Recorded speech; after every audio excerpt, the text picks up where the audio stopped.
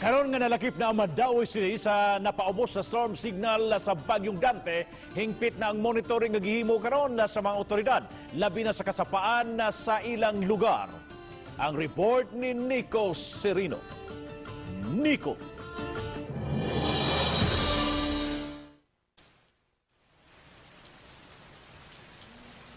Yes, Bob, naka-standby na karon ang mga disaster personnel taliwan hindi kay maayong kahimtang sa panahon nga nasinati nato karon. Naka-blue alert na ang Mandaue City RRMO ning posibleng epekto ni Bagyong Dante. Gikan sa ilang command center, subsub ang pagmonitor nila sa lain-laing bahin, labi na sa mga danger zones sa syudad. Sa mga dagkong kasapaan, butuanon ug mahiga, gigamit ang mga cameras nga giinstular sa dakbayan. Gitanaw ug hugot nga gimonitor ang water level. Duna sab kini alarm system aron mapahimangnuan ang mga residente kung magkinaunsa.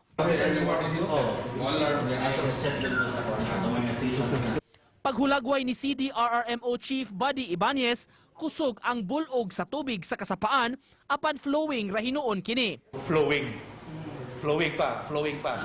So, mo nang importante sa gid nato. Kay kung paspas ang flow, gamay ra kay tsansa mamusaka.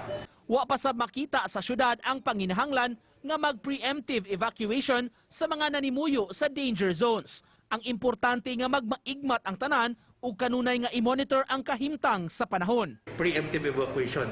Di kita last resort ni gina ang forced evacuation.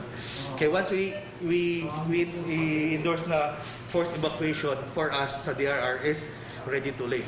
We will not only putting the life of our constituents but also of our personnel. Samtang gawa sa mga komunidad nga nanimuyo sa kasapaan, laing gibantayan karon sa command center ang mga bahaunon nga dapit sa syudad. May mga kalsada na nga nakita na nila nga mitaas ang volume sa tubig sama sa parte sa highway sa may barangay Tipolo. Naagian ra hinuon kini sa mga sakyanan.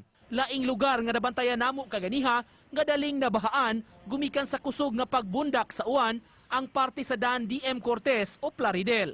Di ra hinuon kaayo taas ang level sa tubig ug lahos-lahos ra gihapon ang dagan sa mga sakyanan.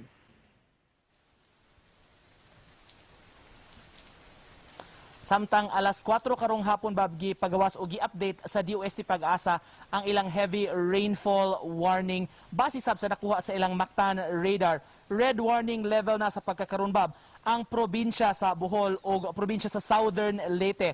Buot pasabot posible ang serious flooding labi na sa mga low-lying areas o pagkitabo sa mga landslides sa mga mountainous areas. Samtang gikan sa yellow warning level, orange warning level na karon ang probinsya sa Subo, partikular ang Northern Cebu o kining Central Cebu.